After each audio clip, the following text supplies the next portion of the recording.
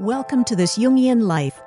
Three good friends and Jungian analysts, Lisa Marciano, Deborah Stewart, and Joseph Lee, invite you to join them for an intimate and honest conversation that brings a psychological perspective to important issues of the day. I'm Lisa Marciano, and I'm a Jungian analyst in Philadelphia. I'm Joseph Lee, and I'm a Jungian analyst in Virginia Beach, Virginia. I'm Deborah Stewart, a Jungian analyst on Cape Cod.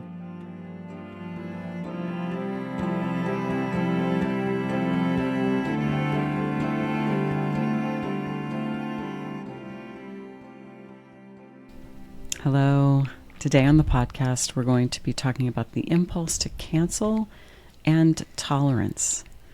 And here's a quote I wish I could give chapter and verse on, but I can't. So apologies to the person who said this. But I once read that someone kind of issued the challenge of describing Jungian thought in one sentence. And the sentence the person came up with was, "Everything belongs," which I think is pretty good. It's pretty good. So how do we handle difference? How do we handle things that are uncomfortable or difficult? How do we handle things we don't agree with or that are offensive? How do we do that when we see those things out in the world? And how do we do it on the inner level? And how should we? Should we try to repress or deny these aspects? Should we kind of welcome them into our psychic home in some way? What is the right way to handle difference or difficulty? And what does it mean to be tolerant? So we're going to try to take a psychological view on this very germane topic today, and specifically a Jungian view, and see what we can learn.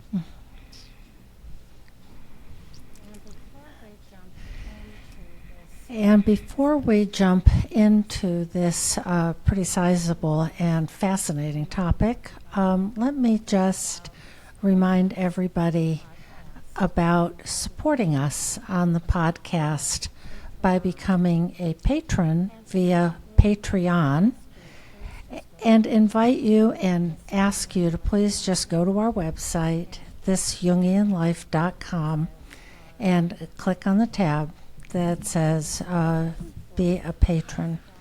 You can support us for as little as $1 a month, keep us going, help us out, keep us free of corporate ads.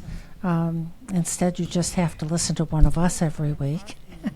And please join our community. Not only does everything belong, but everyone belongs. So come on in, join us up, and now we can leap into the topic of the impulse to cancel and tolerance. So switching gears, let me just sort of provide a little bit of a frame for this by defining tolerance. And the definition that I came across is that it's a fair and objective and permissive attitude toward those whose opinions, practices, ethnicities, race, religions, etc., differs from one's own. And that, in an important distinction, is different from accepting or agreeing with. So accepting it means that you can listen to it without having to change it or protest or leave. So they overlap a little bit, but there's also a distinction.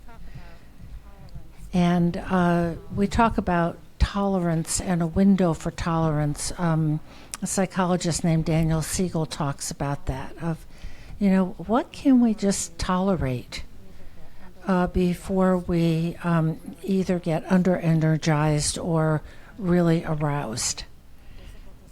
Can we tolerate physical discomfort, frustration, uncertainty, ambiguity?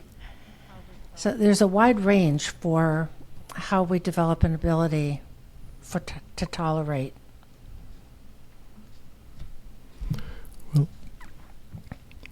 As I was thinking about the topic this weekend, I found myself focusing on equanimity as a way of thinking of tolerance. And when I think of the word equanimity, I think of equal. I think of a sense that there should be a balanced, informed center point that we can stand in relative to most of the things that we observe in the world. My friends who study Vipassana yoga, for instance, which is an awareness meditation, it's the more ancient underpinnings of mindfulness, where they're seeking to observe the way that the body responds, the way their imagination responds, their thoughts respond, and to adopt an observing ego position. And to trust that that is substantial, and that still is a place where one could step into the world to speak and act in a way that is ethical, but is balanced. That's a great framing, Joseph. I really like that, because what you're saying is that you can step back from the emotional reactivity, for example, and just sort of observe and kind of trust that you have a steady place to stand. And that gives you an ability to sit with some of the things that, Deb, you were talking about a minute ago. Complexity, ambiguity, a lack of certainty. Because most things actually are complex. Like even some of these hot button issues that get us all going. I mean, if you just think about, I don't know, like abortion, for example. Like there's some nuance there. There definitely is. It isn't such a clear black and white. I think most of us would agree. So, if we practice, or if we aim for equanimity, that gives us a place to come from. And maybe I'll just share a personal story. I heard some news a week or two ago that really got me upset. It was about something that someone was doing, that a friend was doing, and I was really worked up, and I felt betrayed, and I felt angry, and I was going to sort of tear everything down. But luckily, I've been alive long enough to just say, okay, Lisa, cool your jets. You don't know all the facts yet. And when I sat with it and I learned a little bit more, I mean, I was still disappointed, but it was different than I had at first thought. And finding that equanimity place before taking any action, saved me from doing something really quite destructive. So part of it is to wait before reacting. Sort of the stop, look, listen. And I think about equanimity as what is going on between me and me before I think about what is going on between me and you, whoever the you happens to be. And we're very oriented toward the external world, toward other people, and we forget that there's also a relationship between me and me. So if I can know, oh my gosh, I am upset, I'm angry, I'm feeling something, then I can reflect on that.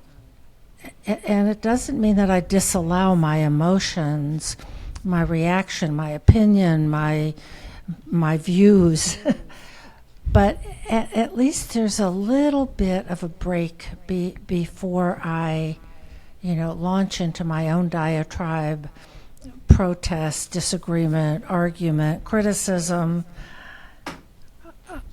which, by the way, is often not very useful anyway. I think that, just as you said, Deb, that moment of pause.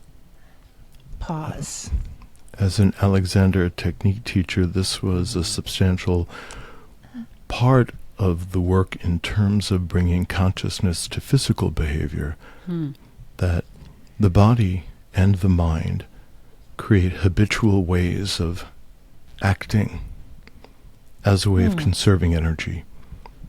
So once you have a particular behavior and it's adequate, the brain will codify it, and in terms of developmental economy, just move you on to whatever the next learning task is. But the part of our brain that lays down patterns lacks a capacity to evaluate the patterns. Wow. Beyond the most fundamental achievement. I walked across the floor and I was able to get out the door. The way you walk across the floor has been kind of locked into a pattern since you were probably 3 or 6 years old. If you walk in a way that's awkward and might injure your hips or knees, the brain is actually not interested in that because it's moving on to other things. So to be able to say in our own minds, no, I'm not going to do that thing, and instead I'm going to focus on bringing a sense of ease into my body or my mind, and I'm going to pause, and in those few seconds of pause, which Alexander called inhibition, which of course has a different meaning now, that an area of choice opens. And this is true in all the realms, whether it's not saying something, whether it's taking an action, taking a motion. We need that spaciousness to consider. That's you're making me want to go out and sign up for Alexander Technique classes, Joseph. That's beautiful, and it's. I mean, I didn't realize that it was, something that was in the Alexander Technique tradition, and you just explained it so beautifully. It definitely is part of our thinking as people interested in psyche. I mean, not just Jungians, but a lot of psychological schools talk about reflective capacity and kind of inserting that pause, because then, as you put it so well, it opens up the realm of choice. And what we hope is over time, as we learn about how we work and our effect on the environment, that we can make increasingly more skilled efforts for conscious, constructive control. Now, we don't like the word control right now, but when we think about self-control, conscious and constructive control, that we can then choose to be skilled, and even if it's complaining to someone, even if it's writing in to a politician and advocating for a change, or writing into a public figure and saying that we disagree with one thing or another, that there are ways to be more skilled or less skilled in how we do that. Yeah. I think about the word presence, and that I know when I'm really reactive, in a way I'm really not present. One part of me is firing away with emotional activation, distraction, whatever it is. But I'm not there as a whole person. And I'm not conscious, I'm not in choice about what I want. And I'm thinking about, the realm of the physical that you just lifted up so nicely, Joseph. Of the correlate in the physical realm might be, if I really stub my toe or bang my knee and really hurt myself, I'm not present fully in that moment because my attention, totally understandably, is directed toward the physical crisis of pain that I'm experiencing in that moment. But I think that happens to us with emotional arousal all the time. that somebody says something or does something, and then all our neurons fire, and we have just reacted instead of being in choice. So if we move this out to what's going on in the collective level, that is sometimes called cancel culture. Let's talk about that for a minute. And first of all, let's say that it's sort of a basic, universal, I would say, feature of human society that there are some behaviors that are stigmatized and disallowed, and that the disallowal of them is enforced by public shaming. I mean, this has been true for as long as there's been culture, I suspect. We used to stone people. We used to put them in the stocks. We used to, have different ways of publicly shaming people. And of course, it has a new take on it these days with social media. But I think what we're specifically talking about here is this tendency to go after someone who has said something that is deemed unacceptable, said, written something, done something. And, my sense of it is that we're going after them with the intention of depriving them of their livelihood in some way and really imposing a pretty severe sanction. And this is a complex topic because, sometimes it's referred to as, just accountability. We're making people accountable. You can't just go say horrible things without having some consequence. At the same time, I think there are legitimate concerns that this tendency is resulting in a kind of chilling effect on freedom of speech.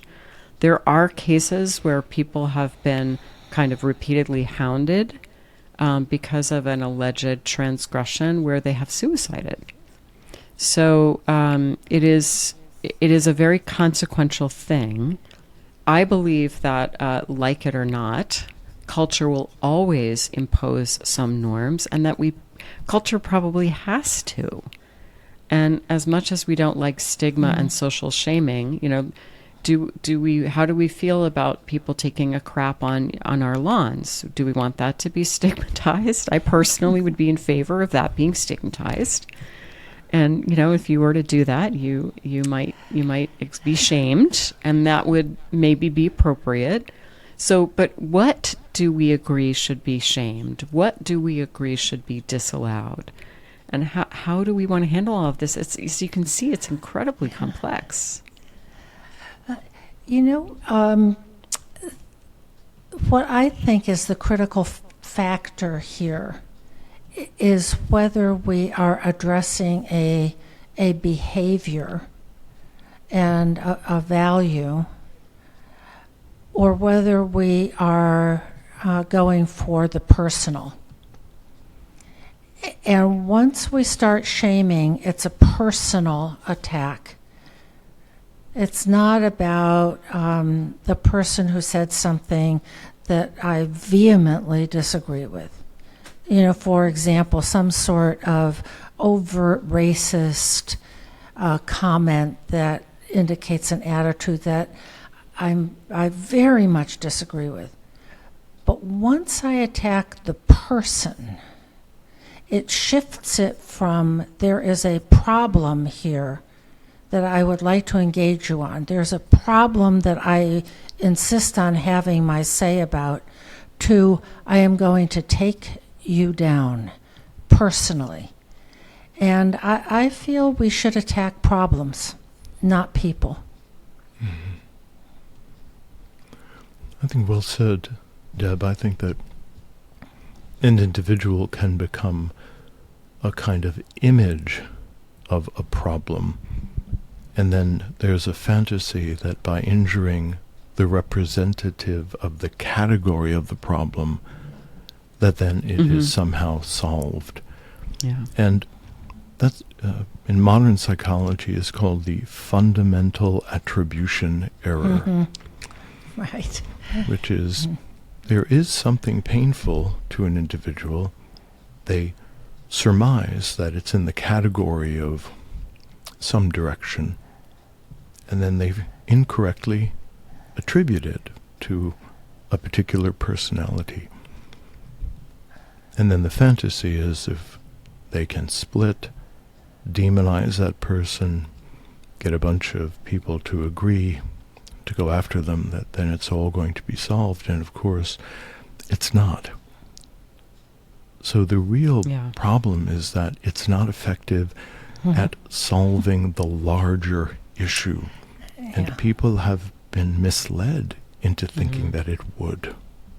Yeah. I'm so glad you brought that up, because I found myself thinking about that as I was kind of prepping for this episode, that, sort of, is it effective? For example, does making it completely unacceptable to express racist thoughts really reduce racism, both at a kind of structural or societal level, but even on a personal level? So if someone is, sort of has a kind of racist worldview, does making it unacceptable to express that change that person's worldview? And I think the answer to this is complex and maybe a little bit paradoxical, because on the one hand, I would say no, and that person may even become more racist or take their racist thoughts, keep them to themselves, and sort of stew on them. On the other hand, you don't want to signal that racism is okay. And so you don't want to kind of give tacit permission to racist beliefs or actions by signaling that saying certain things is going to be tolerated.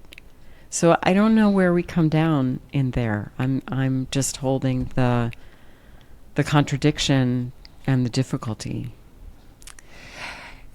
What I'm thinking about here is, what is the feeling tone around some of these things? And I'm thinking about kids, and parents have power, adults have power, teachers, etc., to mandate that a child will do certain things. You will raise your hand before being called on in class.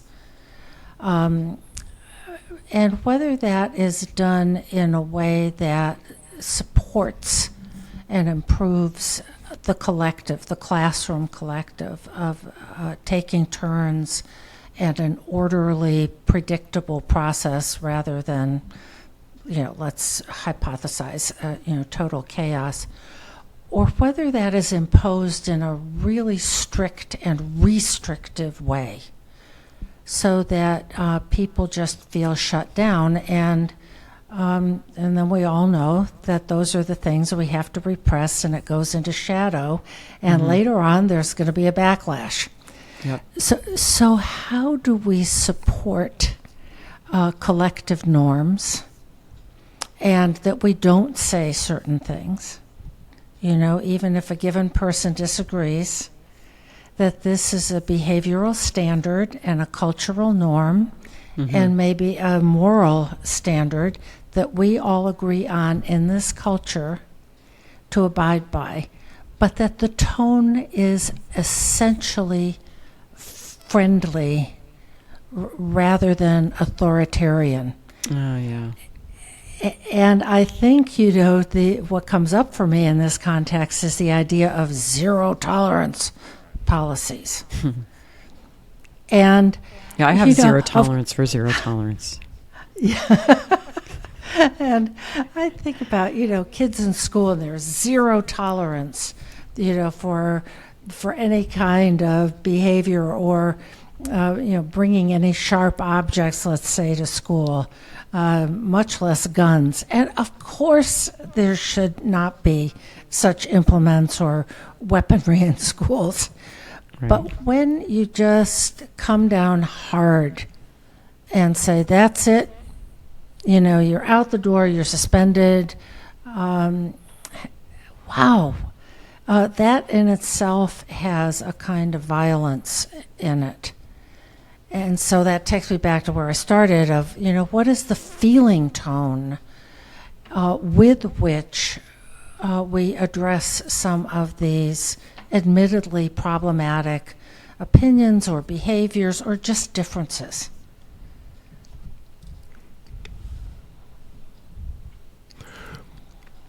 I'm mulling over a rather long section from the collected works, which I don't think is terribly complicated, but I think it speaks to something that we're saying here. And this comes from volume 10, where Jung is writing about civilization in transition. And he begins reflecting on the post-World War II horrors. And he continues to do this throughout his life, trying to understand how people get caught into destructive mass movements. I'll read about 4 paragraphs because I think it gets to a point. He begins, "Today, 10 years after the war, we observe once more the same optimism, the same organizations, the same political aspirations, the same phrases and catchwords at work. How can we but fear that they will inevitably lead to further catastrophes? Agreements to outlaw war leave us skeptical, even while we wish them every possible success. At bottom, behind every such palliative measure, there is a gnawing doubt. I believe I'm not exaggerating when I say that modern man has suffered an almost fatal shock, psychologically speaking, and as a result has fallen into profound uncertainty. These statements make it clear enough that my views are colored by a professional bias. A doctor always spies out diseases, and I cannot cease to be a doctor. But it is essential to the physician's art that he should not discover diseases where none exists. I will therefore not make the assertion that Western man is sick, or that the Western world is on the verge of collapse. I am in no way competent to pass such a judgment." And here we come into something that might be relevant to our discussion here. Whenever you hear anyone talking about a cultural or even about a human problem, you should never forget to inquire who the speaker really is. The more general the problem, the more he will smuggle his own most personal psychology into the account he gives of it. Wow. This can, without a doubt, lead to intolerable distortions and false conclusions, which may have very serious consequences. On the other hand, the very fact that a general problem has gripped and assimilated the whole of a person is a guarantee that the speaker has really experienced it and perhaps gained something from his sufferings. He will then reflect the problem for us in his personal life and thereby show us a truth. But if he projects his own psychology into the problem, he falsifies it by his personal bias and on the pretense of presenting it objectively, so distorts it that no truth emerges but merely a deceptive fiction. So that's a bit of a lengthy quote, and I wanted to put the context in because it was, of course, an extremely serious, devastating event. But he is talking about this intersection between the advocate and the inevitable contamination of their judgment by personal factors, as well as overly simplified collective declarations? You know, the word that comes up for me around that is inflation. Mm-hmm. I mean, I think that when we latch on to an evil out there and we decry it and we're full of moral indignation and outrage, which may be very justified, we're still in danger of becoming inflated because we are identifying ourselves with sort of the avenging angel. We are seeing ourselves as on the side of right. And of course, you know, we may be, and we contain the opposite within us as well. Yeah, yeah. So there's that, you know, incredible Solzhenitsyn quote about, wouldn't it be nice if there were bad people out in the world doing bad things, that we could kind of decry them, but unfortunately the line between good and evil goes straight through the human heart. That's my paraphrase. But, you know, that's where we are, and that's what we have to be aware of. And when we take on the role of the avenging angel, we have to be conscious that we're running into the risk of inflation. Now, that's very dangerous. I would say also we run into our own power complexes. Yes. Because now I am right. And I have moral certainty, and I'm entitled to become a vigilante, you know, and go after the wrongdoer that's out there, you know, boycott and shame, and, you know, I've just gone to war. And that is a very different stance from humility, which I think is embedded in what you read, Joseph, of let's not forget that I am there with my subjectivity and my blind spots and my complexes and my everything, faults and foibles of all kinds. And I can be, I can speak my piece, but be a little calmer about it, knowing that my own imperfections are woven into whatever it is I'm saying. And because we know that we have our own imperfections, we have to be careful about assuming that we have the answer. So, you know, yes. Deb, you talked about humility, and there's this term intellectual humility. So that goes to an aspect of the impulse to cancel, a related topic, which is freedom of speech. So I'm going to tell on myself here for a second. I was 23 or 24. Recent college graduate. I was living in Washington, D.C., and I briefly dated a lawyer who worked for the ACLU. And I didn't actually know very much about the ACLU, but I knew that it was a very cool organization, and I was like, this is so cool. So I remember I was sitting in a bar with these two ACLU lawyers and a friend, and they're talking to me about their work. And they say to me, well, you know, the ACLU defended the KKK's right to march. And I was so confused. I was like, what? And he said to me with great pride, this ACLU lawyer, yes, because freedom of speech is not something that you can just give to people you agree with. And I got it. I thought, well, of course, because then who gets to decide who has freedom of speech?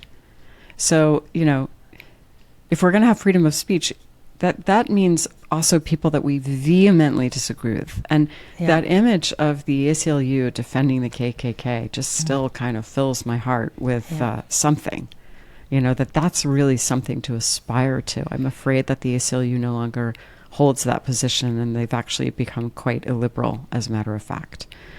But I think that this applies to the psyche as well, this principle, because we kind of have to give everything in our psyche freedom of speech. You know, it's almost like the psyche is a democracy. I know that Don Kelshed has been doing some work around that, and I'm excited to hear his paper on that. I think he's going to be doing some speaking on that, hopefully even upcoming on our podcast in months to come. But I love that metaphor that the psyche is a democracy, and we have to afford a voice to all parts of ourselves, even those parts of ourselves that we find really odious. Yeah. And here I have a shorter quote from Jung on that I'll share. Jung says, "But what if I should discover that the least among them all, the poorest of all beggars, the most impudent of all offenders, yea, the very fiend himself, that these are within me, and that I myself stand in need of the alms of my own kindness, that I myself am the enemy who must be loved. What then?"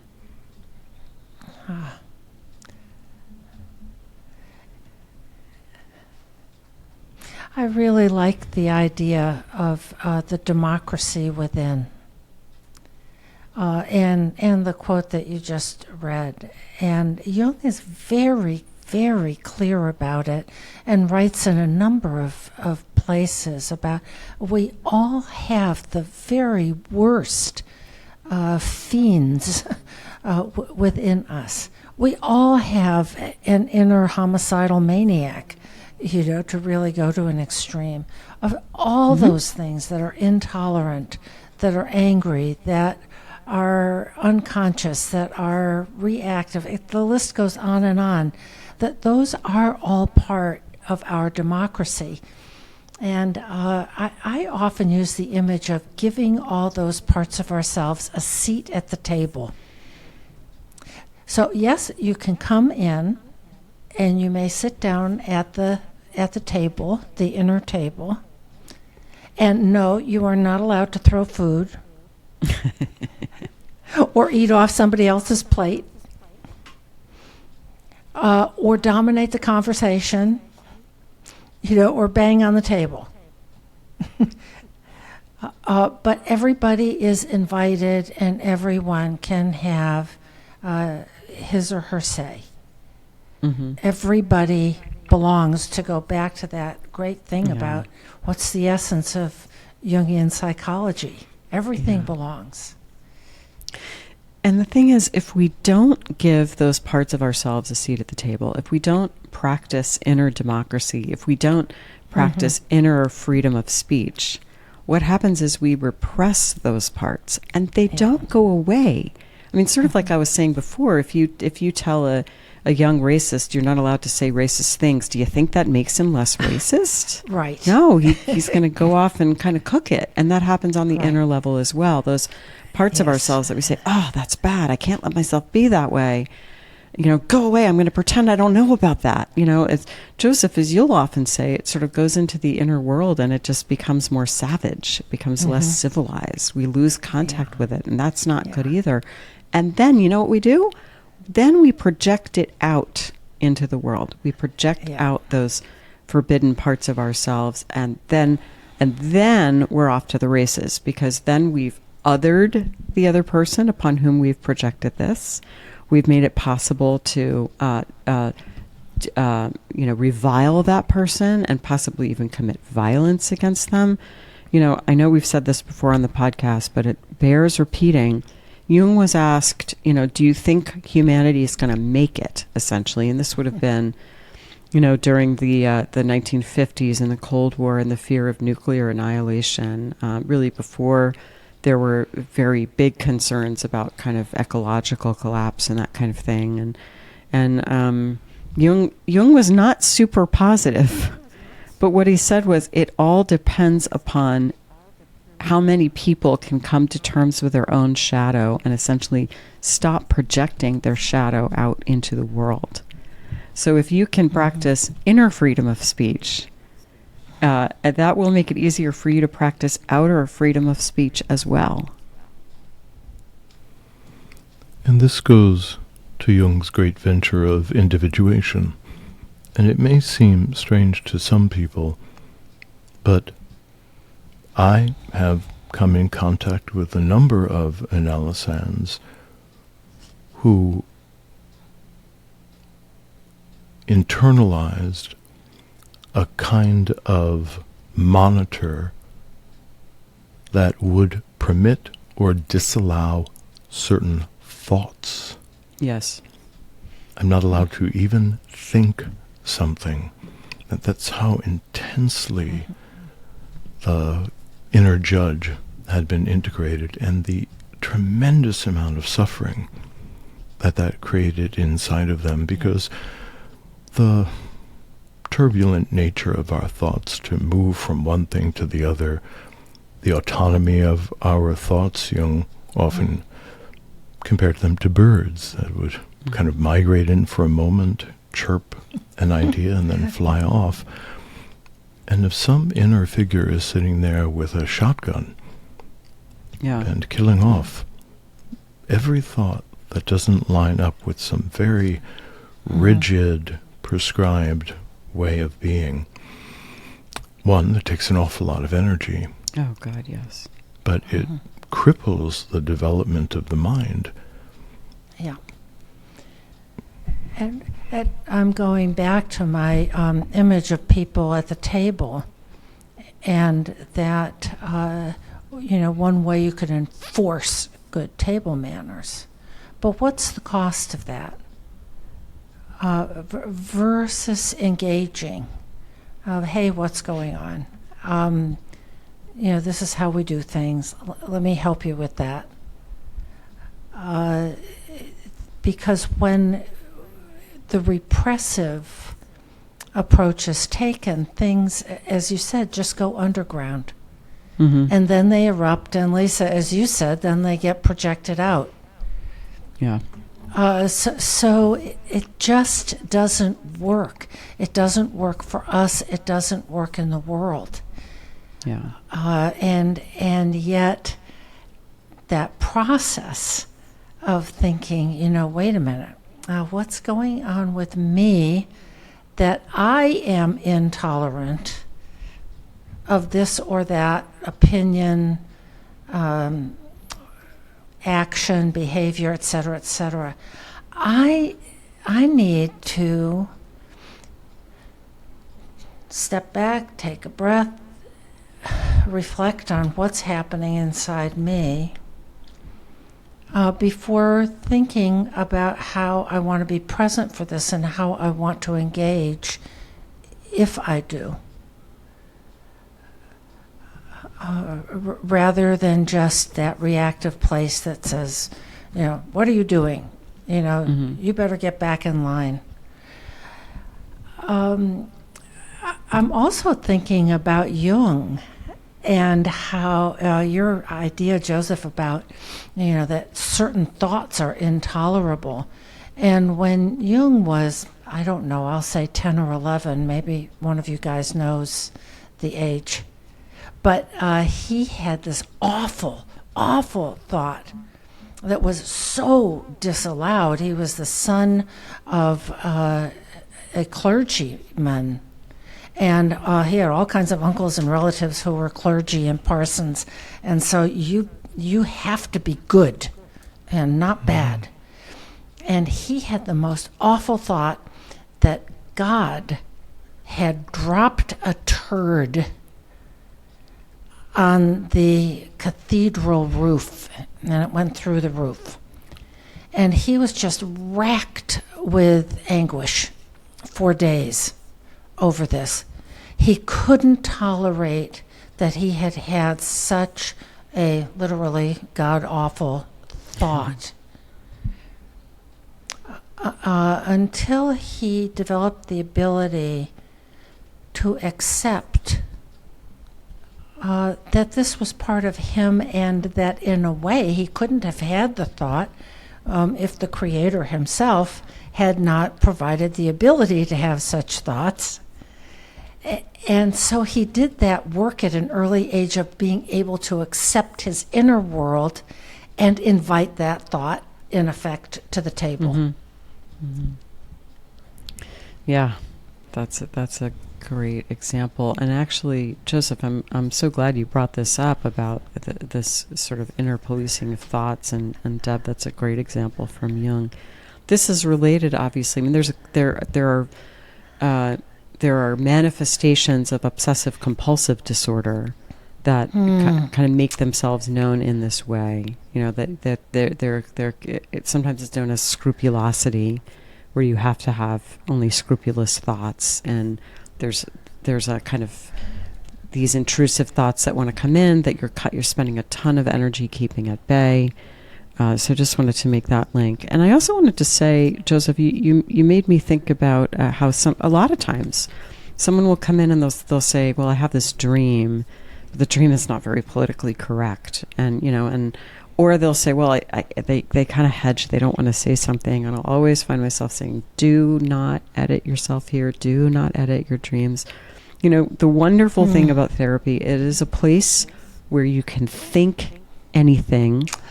And it's a place where you can talk about anything. Anything.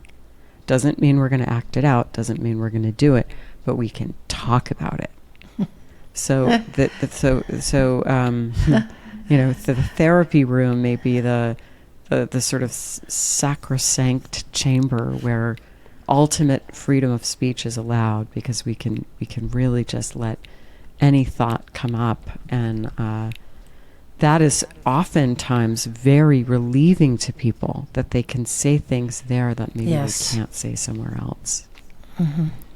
And it allows us to introduce the symbolic attitude to images and fantasies that are misinformed by often personal trauma or distorted ideas that have been proposed by the environment. So when I think about that, some individuals who are involved in cancel culture or who are leading a particular cry are having a profound, intense, emotional reaction to something that they have either experienced or that they perceive in another person. And Jung called that a complex. That for the most part, if we have resolved our trauma history, if we have brought consciousness and thinking into our own inner world, we tend to have more temperate responses to the things that we see in the outer world, and temperate responses inside of ourselves, which allows us to think and act more strategically, allows us to consider many different angles. So the complex means that there is some nodal point inside of myself that has drawn to itself disturbing memories that have a similarity to them. So perhaps I've maybe went to a particularly harsh religious school, and there was a lot of chastising, and there was a lot of kind of scary finger wagging and a lot of discipline. And then I walk in later in life to my child's teacher meeting day, and my child has complained that they're not allowed to go out to recess whenever they want to, or they don't really feel like reading this book. And we find that the parent, and this is really a national problem right now, the parent goes into a kind of rage, becomes menacing, threatens to destroy the career of the teacher because they are not being submissive to their child, but really what's inside is all these unresolved agonies from their own childhood. So we project something onto the well-meaning teacher, and then we begin something called reaction formation, where we then try to destroy what is actually inside of us through burning the effigy of the teacher. So we want to ruin their reputation. We want to get them fired. We want someone in that role who's going to do exactly what the parent says because they felt out of control in their whole educational process. And it all feels logical to the person who is trapped in the complex. It does not occur to them that this is strange and inappropriate. And most importantly, when we are in the grip of a complex, the experience of our target is totally irrelevant because we're trapped in an internal, encapsulated narrative. Yeah. And these kinds of things can really be contagious. We are very reactive to one another. Group bonds, loyalty, all kinds of things can be very, very easily ignited. And, so I think that maybe the clue or the cue is, what is the feeling tone around, let's say, to use your example, Joseph, of my child isn't being allowed to go to recess, or he should be allowed to go to recess whenever he wants. And that how would one engage a school teacher or principal in a friendly manner of, wait a minute, my child has this, that, and the other kind of temperament, a certain kind of need, da-da-da-da-da. Can we address this together? Rather than the rage, rather than this is an injustice and I'm going to war about it. That the feeling tone is the clue, and also we might step back whenever we see one of these incendiary things where somebody has really been excoriated and condemned and psychologically sort of burned in effigy of, wait a minute, what it's about is not what it's about.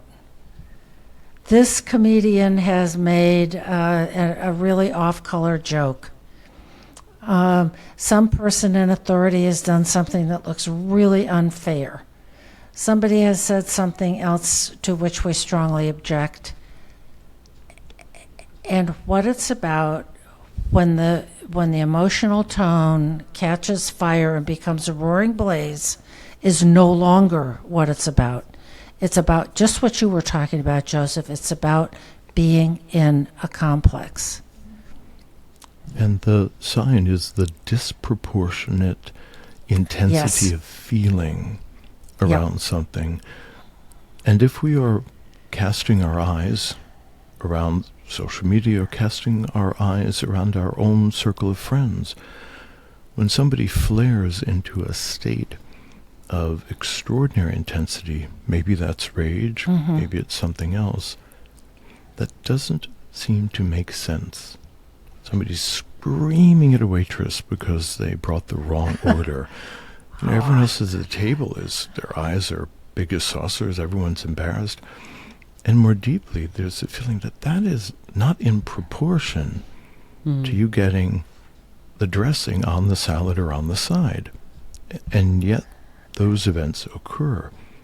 Now, when there's an absurd dimension to it, like dressing on the side or dressing on the salad, most people at the table can, acknowledge that this is strange and this is weird. When we're dealing with people on social media, we don't have enough background experience of the individual often to contextualize what's happening inside of them, but we can still be very suspicious of what the individual is calling for versus the perceived offense. And often, but not always, there is such an extraordinary exaggeration of the offense. And we should be very suspicious in those moments. I think certainty always, when I see it in the consulting room, I always just get a little, certainty. Okay. Urgency. That's another thing that makes me go, And outrage will give me pause. Now, it's not that outrage is always inappropriate. But when we see outrage in ourselves or in another, it is maybe worth just wondering what's going on there, because sometimes it's absolutely appropriate to feel outraged about something. But Joseph, as you were saying, sometimes there's a mismatch between the intensity and the trigger. Mm-hmm. And then, what part of it, as you would say, Deb, is between me and me. The other area of consideration that I'm thinking about is the antisocial opportunists who are in all environments, by the way. Yes.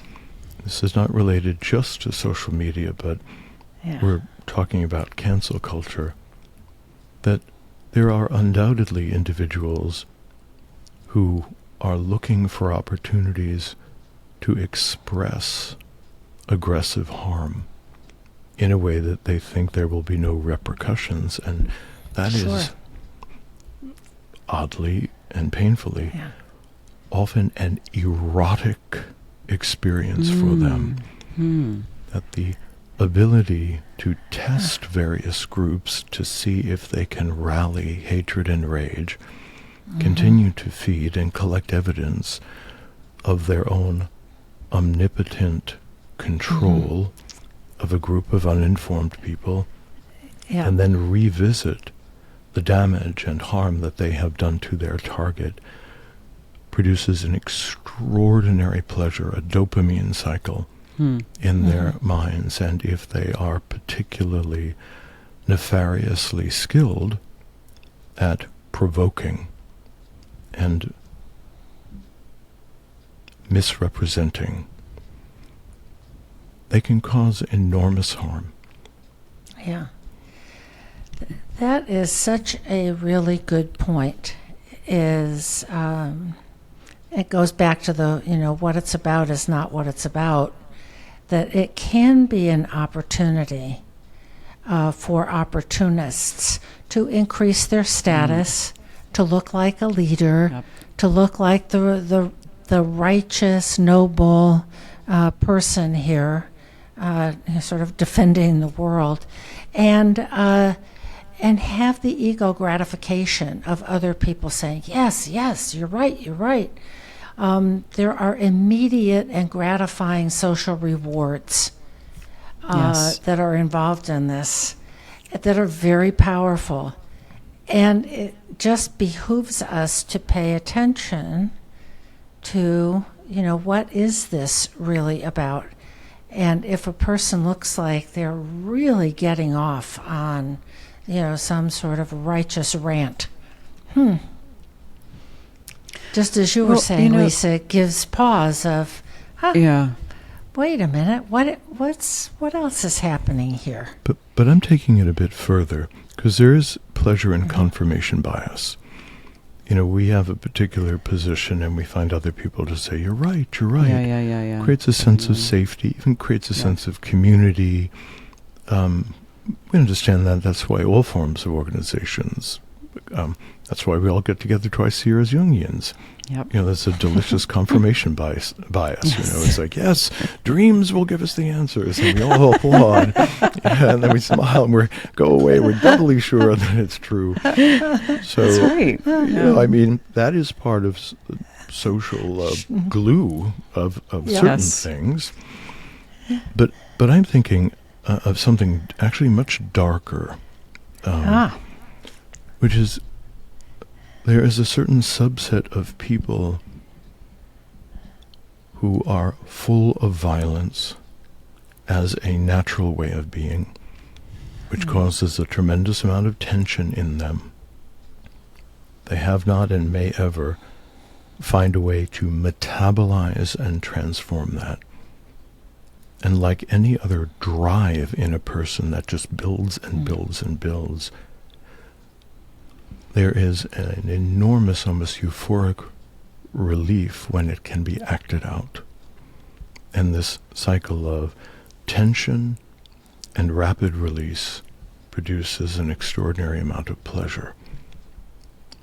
And there are a substantive number of people who show up in the military looking for an opportunity to be sanctioned and violent.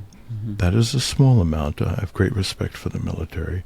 Small number of police officers who are violent and looking for a sanctioned way to vent that tension and be rewarded for it. Again, a small, very small number of people, because I respect law enforcement greatly. But it speaks to the way people will seek opportunities to release a drive that they have not been able to sublimate into something like sports or something like some other ambitious achievement. And it is absolutely clear to me that a certain percentage of people who are leading or supporting certain campaigns, cancel campaigns, are simply doing that for the pure pleasure of being harmful.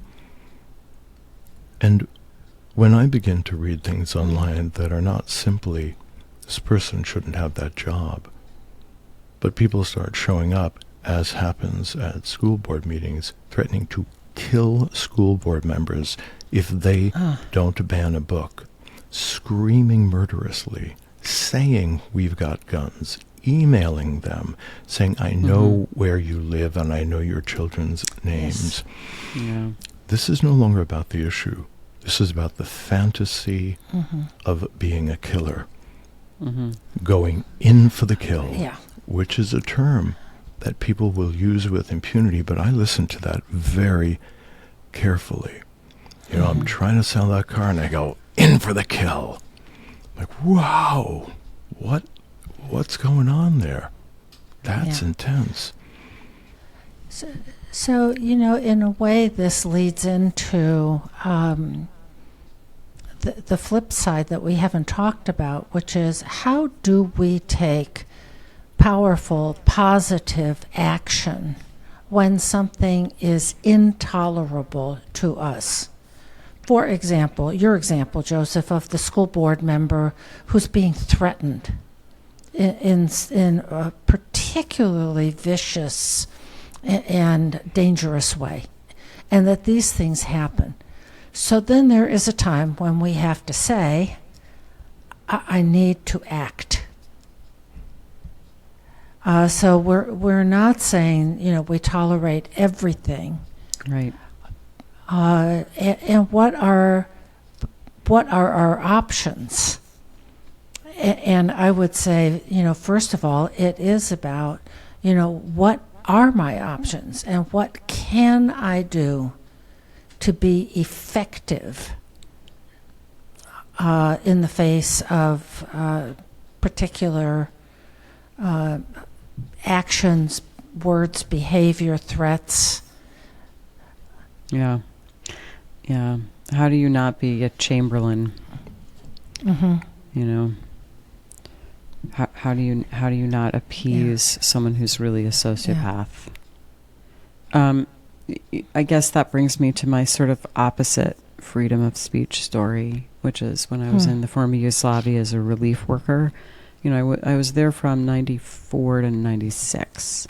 So when I went there in 1994, I was like, I'm going to go there and I'm just going to like figure out why do people go to war? I mean, it just seems like how does that happen? How does that even happen?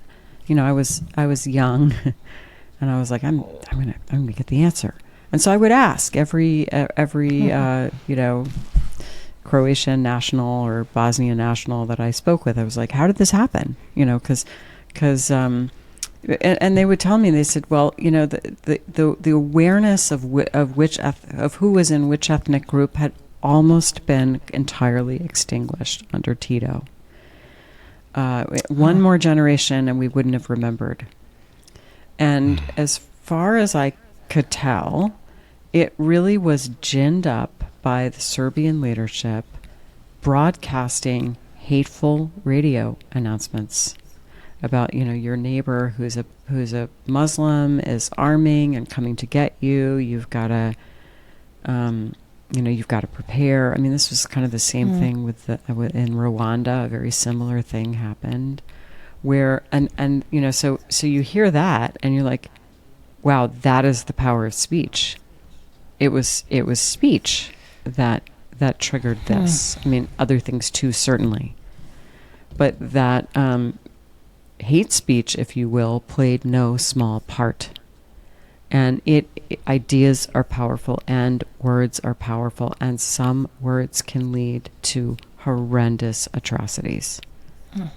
And how do we uphold freedom of speech in the inner world and the outer world, and be aware that really terrible things can come of certain kinds of speech?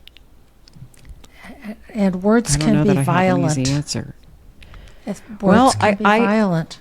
Yes, but they legitimize hatred. They legitimize victimization. They legitimize rage. Yes, and I want to push back a little bit at this word that words can be violent, because that's a kind of a statement these days that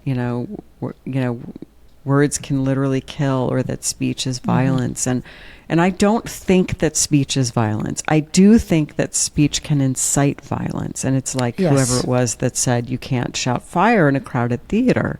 There's certain kinds of speech that we know can lead to real problems. And where do we draw that line, and how do we draw that line? I don't know that the three of us are going to figure that out today. But I think we have to find a sense of moral rigor, and that means acknowledging the deep complexity of these issues. And if we think we have the ready, easy answer, then we're probably wrong. Well, I think there are some tempering elements that inciting violence in many societies is a prosecutable crime. So there are a couple of things that I think cultures need to begin to implement. One is that anonymity must be removed from all of these platforms. And something as simple as, you want a Twitter account, your photograph, your address, your phone number, your email address, your legal name, that all has to be present. That you have to tie your words, your images, to your actual identity. Because this actually comes from some very, very early philosophical opinings about group psychology. And this guy Le Bon, he's writing in the late 1800s and beginning to talk about what he observes in mob psychology. And he was actually the first, at least published, work that began to examine this. And he observed that when mobs come together, anonymity emboldens their worst qualities. Absolutely. So if that one single piece were to be resolved, it would not inhibit free speech, because you are still able to say what you want to say, but what you say is tethered to who you are. And if you're about to do something or say something that gives you pause, because people are going to turn and put their eyes on you, then maybe taking some pause and thinking about whether or not you really want to stand behind that could provide that moment of self-reflection. So we could, as a culture, shift around this nonsense of putting up ridiculous names on Twitter and savaging people's reputations out of nowhere. The other thing Le Bon, there's two other things. He talks about suggestibility, that there's something about mob consciousness, and we've all experienced this being at a movie theater or being in a stadium for one thing or another.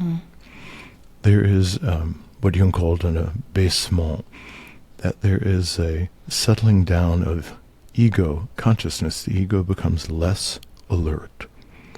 Why that happens, I don't know that anyone has given a good example about it. Maybe it is some prehistoric sense of safety, because we're in our herd or tribe, and there's a shared vigilance for danger, perhaps. I'm really speculating. But people kind of let go. And consequently, they're much more susceptible. So if there is a particularly emotionally intense center to a suggestible crowd, it's much more likely that the crowd will believe them and take in what they say without a critical analysis, without thinking. Mm. And then something that I know that you have a great expertise in, Lisa, is the idea of contagion, psychic contagion, which Jung explained more fully in his theories of this collective field that we share, that we are vulnerable to each other in the best sense of that, because virtue also moves in the collective. That's right. And also vulnerable to tremendous dark suggestions, because that shared field can carry any number of things. Yeah. And once again, what I look for, listen for, is the feeling tone. It's usually very discernible. But we tend to think that things are about, a person or an idea or a behavior or a statement. It's out there as some kind of content or observable event. Think about the feeling tone. And, you're talking about abaissement, of the lowering of consciousness. You could see that in every football game. As the crowd goes wild, about any given play or a touchdown or etc. So there's a feeling tone there that is discernible. Of what is the feeling tone of somebody who's, pontificating and rabble-rousing and, at some sort of a speech or event where people are listening. Of just notice, what is the feeling tone? And feelings are contagious, as we know from football games and weddings. People dance, we're all happy. Feelings are contagious. So just something to notice, put into consciousness and go, what's the feeling tone here? And, as you said before, is it proportionate to the circumstance? Is it proportionate to the topic that is supposedly under discussion? So it's a place to begin reflecting on what might really be kind of going on. And relative to Jung's ideas of individuality, if you're looking at a group of 100 people and they all seem to be exhibiting the same feeling, something's wrong. Because human beings are each, by divine right, unique and individual beings. And if they were left in a kind of solitary consideration, they would have an entire palette of responses to any number of things that are happening in the environment. But if all of that has been suppressed and only one dominant is rising forward, we should all know something is wrong. And it is antithetical to what it means to be human.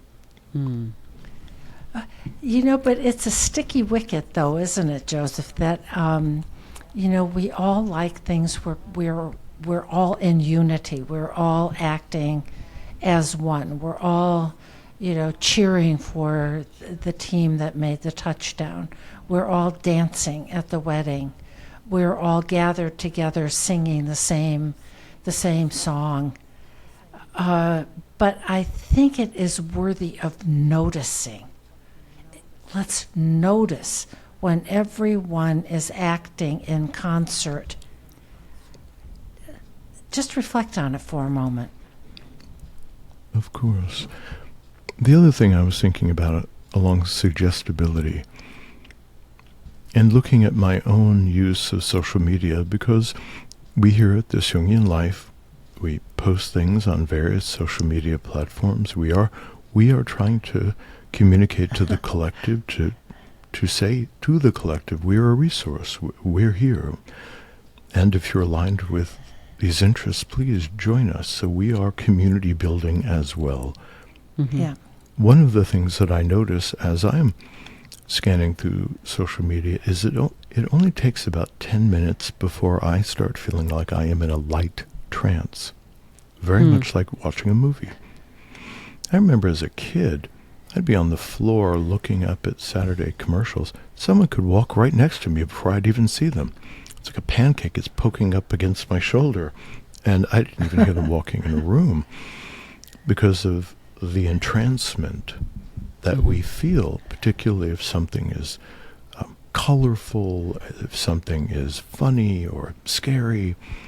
We wind into it, and actually this is well researched. We begin to drop down at the very least into kind of an alpha brainwave meditation, which makes us highly susceptible to what we are seeing and feeling. That it is a light hypnagogic trance. We do that naturally. Jung made this a central part of his psychology, the dissociability of the psyche. Right. So when we slip down into that dreamy scanning, we are being given all kinds of suggestions. They're slipping by the gatekeepers inside of us, perhaps in the most benign way, which I often think is hilarious, is all of a sudden you'll think that a particular piece of clothing is suddenly really attractive.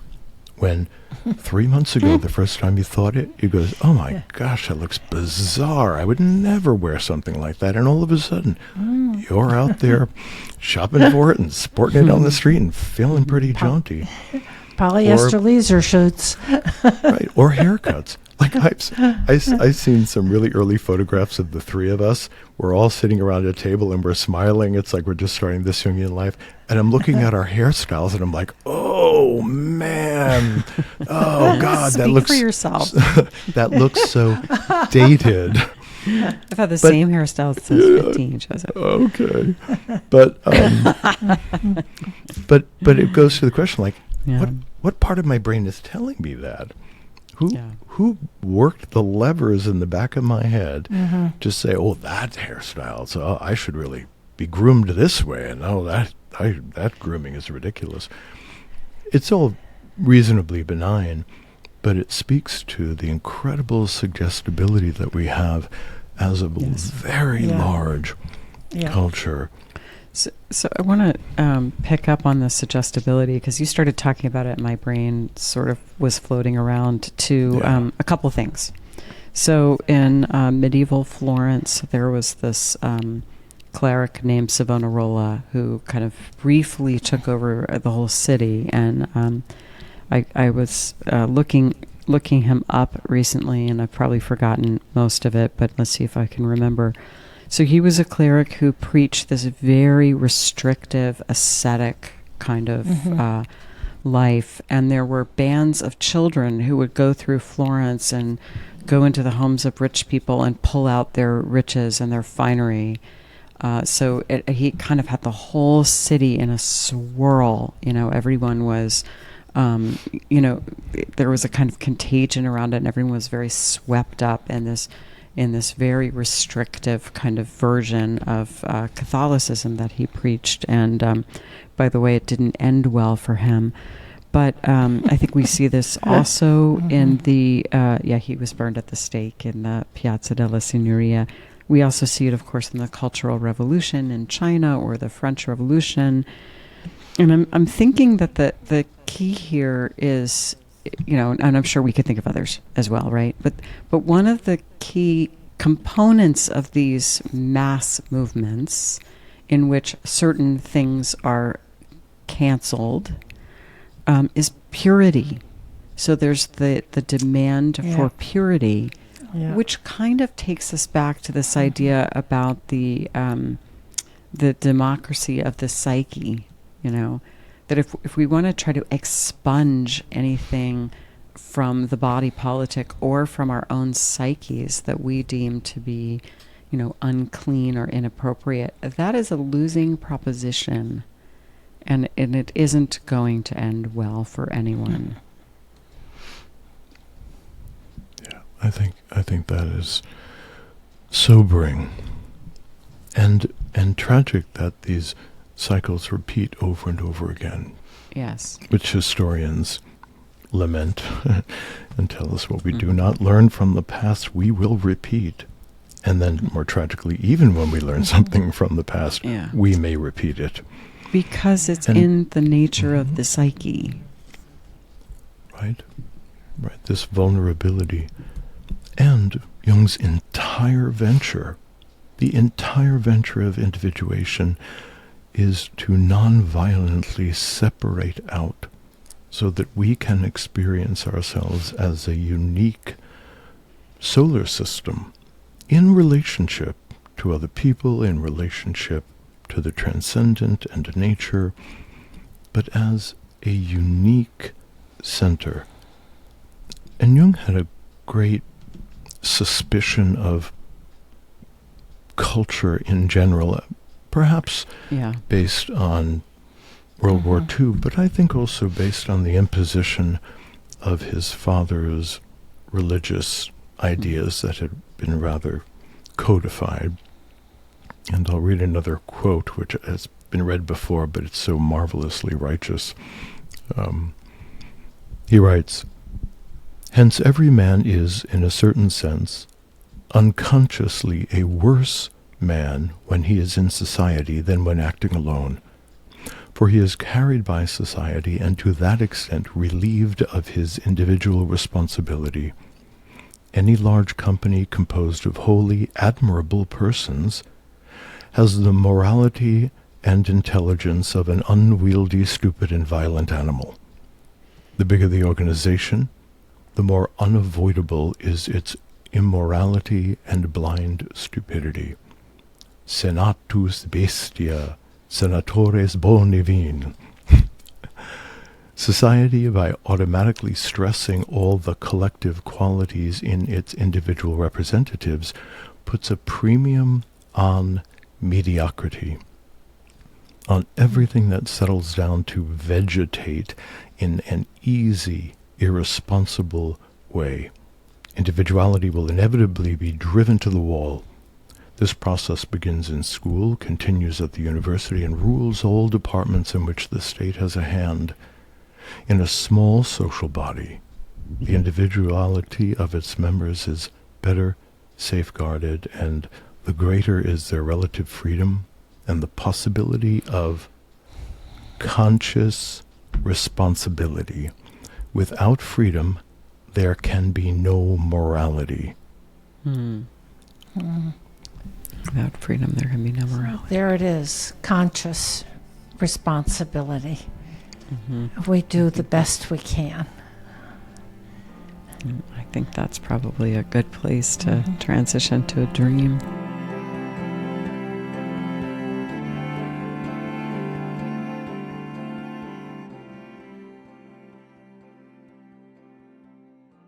Before we get to the dream, I just want to bring up Dream School, which is our online 12-month program where we walk you through how to work with your dreams the same way that we work with dreams on the podcast. And if you join Dream School, one of the things that you get is a chance every month to be with each of us. I always do a live dream seminar.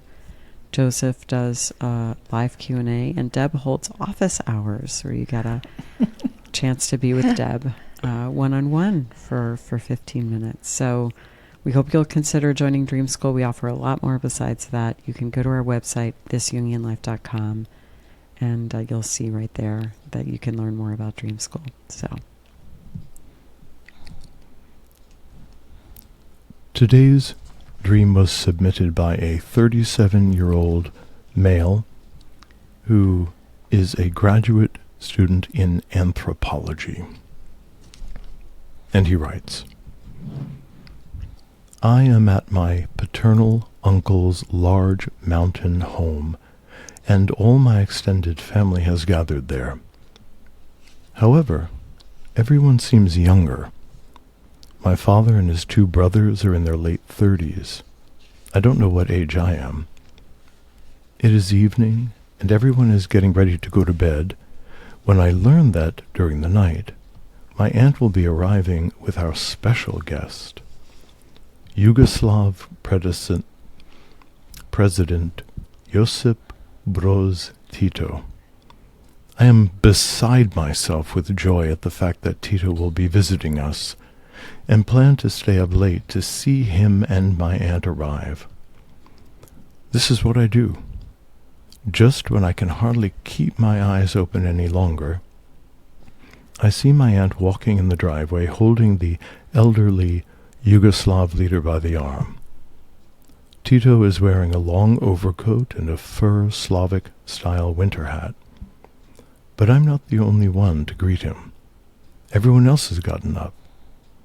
Not only is there a nighttime gathering of drinks and snacks planned, but I see my mom arrive. She hadn't planned on coming to this event, but there she was tonight. She was clearly younger than she is nowadays, but in the dream looked different than my real mother did, even in her 20s and 30s.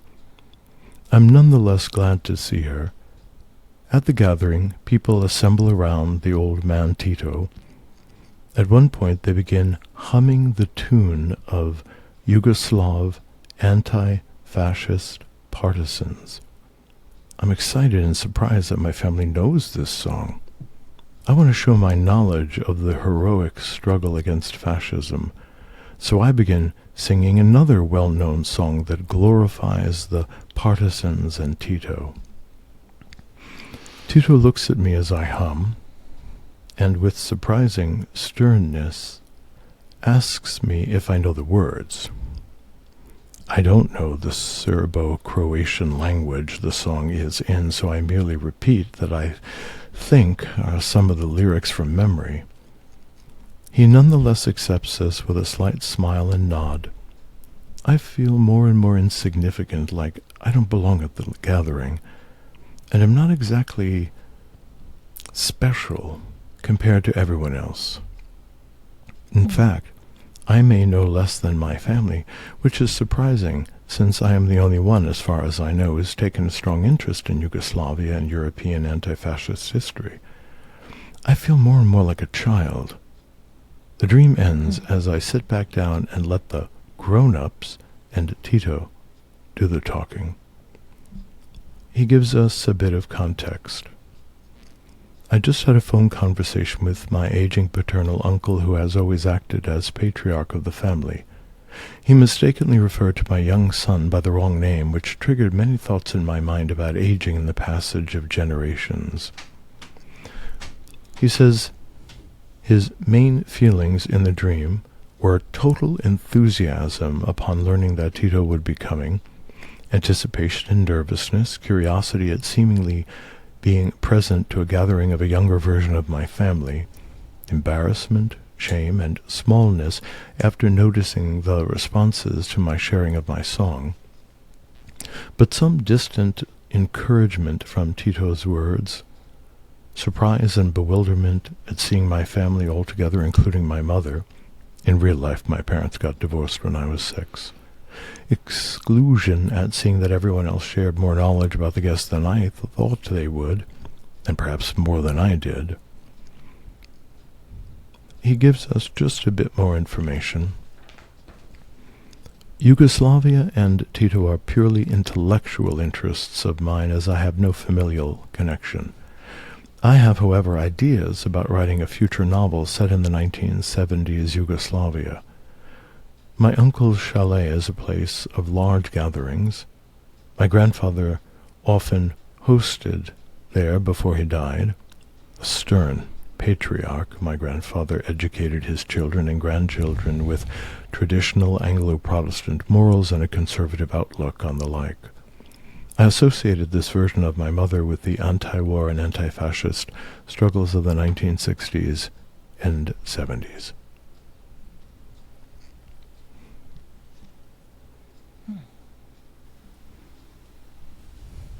So right from the beginning, even at the setting, we're very much, there's so much about the masculine and the father and the patriarch and those I think sort of there's a lot of good father in this dream and we're right because we're in the paternal uncle's home, and he says of this place that he associated it with his grandfather, and also that his paternal uncle was kind of a patriarch.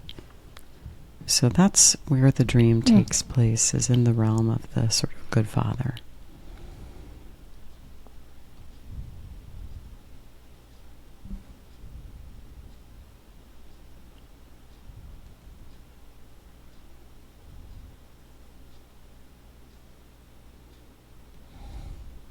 And of course, also his father and two brothers are there.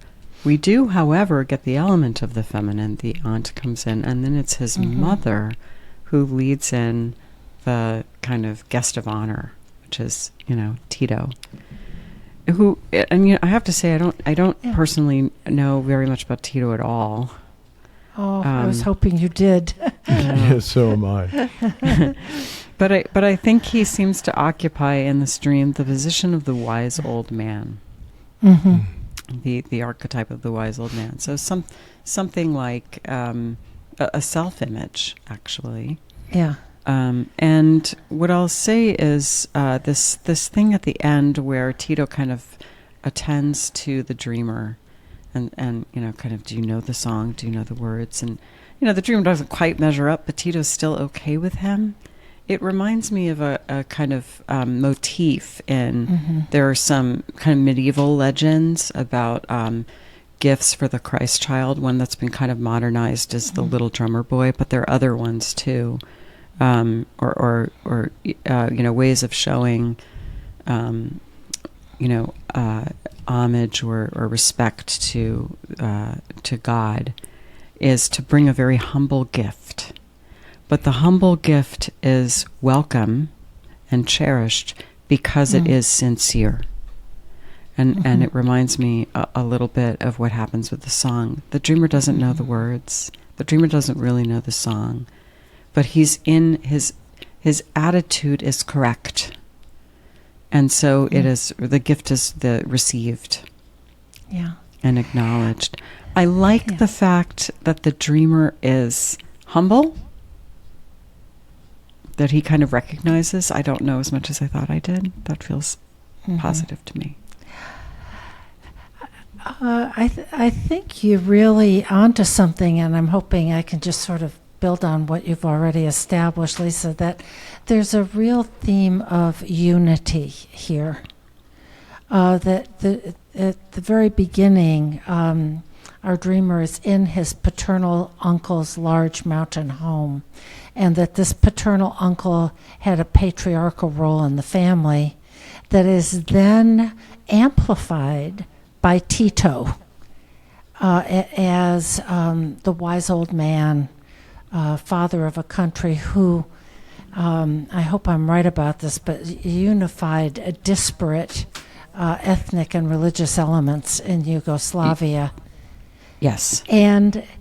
And the whole family is gathered there, including the dreamer's parents, who in real life were divorced. So it seems like an image of a kind of wholeness, that everyone is there, everyone is welcome.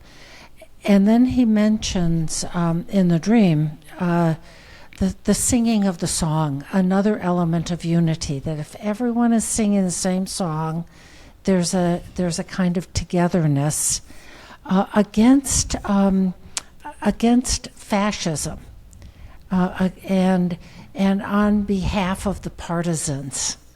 So I don't know what the etymology of that word is, but something again that has to do with commonality. Maybe one of you can embroider that beyond what I've been able to do.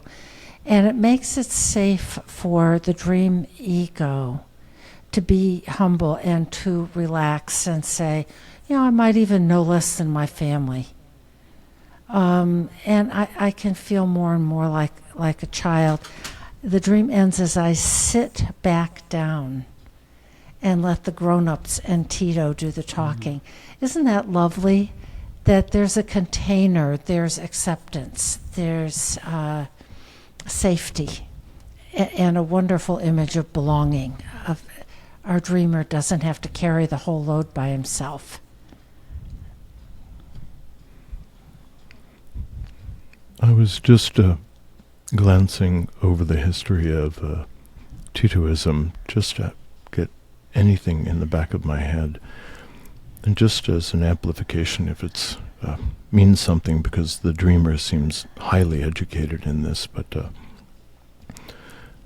Tito was the leader of Yugoslavia and made an allegiance with the Red Army to drive the Nazis out of Yugoslavia, that he flirted with the Soviet Union and Stalin in order to get a kind of goodwill from them, but in a very crafty way he was able to stay out of the Soviet Union and maintain something of an independence in Yugoslavia, although they did adopt communist principles. But he thought that it was antithetical to the deconstruction of large government to just hand Yugoslavia over to a large government. So he decentralized the government, setting up very small governmental bodies for communities, nationalized certain industries, and for the most part was highly venerated for keeping Yugoslavia out of the hands of the USSR.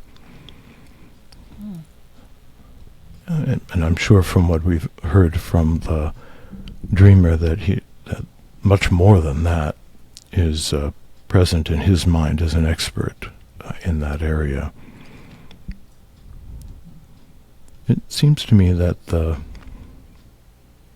tiny tipping point in the dream, and it's not overly dramatic, is that he's trying to form a relationship with Tito, whatever Tito represents. Certainly I agree with you. He's perhaps the archetypal father, the father of a nation. In that regard, he may even represent some kind of a Zeus figure somewhere in the back of the mind.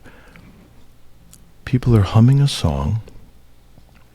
He knows it's something of a national anthem or a well-known song, and he independently decides that he's going to be ever so slightly subversive. And he's just going to start humming a different song. It's a really interesting moment. You know, he's trying to test whether or not he can pull the group into singing his song, whether he can take very subtly a bit of leadership in that moment, and this hope that he will add and display some tiny esoteric information, because he knows probably more than his family about this history. And that moment where Tito just scowls at him a little bit, just challenges him, basically, what are you doing? Yeah. Which is, I think, the shadow of all of that idealization. Tito was very much involved in this communist homogenization and this leveling of things. And when the dream ego wants to just pop up a little bit, be a little more special, it's not catastrophic, but it's not really clear whether that's approved of. So to me, it's not a terribly dramatic dream. It's a very gentle, lyric dream. I still have the question of how is the dreamer changed, or the dream ego changed from the beginning to the end of the dream. One discovery that the dreamer makes is that all these different parts of the psyche are gravitating to the image of Tito. That he has this kind of central magnetism, and all of these familial complexes fall right in line. So it speaks powerfully to this idea of patriarchal care, both saving in as much as rescuing them from being crushed by Nazism, but also an expectation of compliance and homogeneity. It's very exciting for him, and then a little ambivalent at the end. He feels a little ashamed. I heard it just ever so slightly differently, because Sure. if I think of Tito as sort of a self-image or the wise old man, you know, there's a little challenge. Do you know the words? Is that exactly what happens? Let me just check here. Yeah. Yep. He's humming, and Tito looks at him sternly and says, "Do you know the words?" And to me, you're right, Joseph. I think he's popping up with sort of in this, you know, hey, look at me kind of way. Right. And he just gets a little bit swatted down. Yep. But if we think about that as a kind of exchange between the transpersonal part of the psyche and the ego, it's not inappropriate, right? It's like you get taken down a peg, and the dream ego is kind of sturdy enough to be able to tolerate that, to be, you know, lowered a bit. And then says at the end, I'm feeling more and more childlike. I'm realizing a lot of people know more than I do, which is a very appropriate ego attitude to take toward the transpersonal part of the psyche. And okay, I'm just going to sit down and listen. So I felt like that was really kind of like a positive turn in the dream, even though, you know, it was a small defeat for the dream ego. Right. An encounter with the self is always a defeat for I the ego. totally agree with what you just said. Yeah. I think that was great. That's perfect. Yeah. And and I like your question, actually. How has the dream ego been changed? And the way he's been changed is he's been humbled. He's not in a very dramatic way, but just, you know, now you know your place. There's a lot to learn here. You know, the other thing about this dream is it's so, I don't even know that I'm going to know how to say this, but it's all about sort of like ancestral values or family values or the family complex.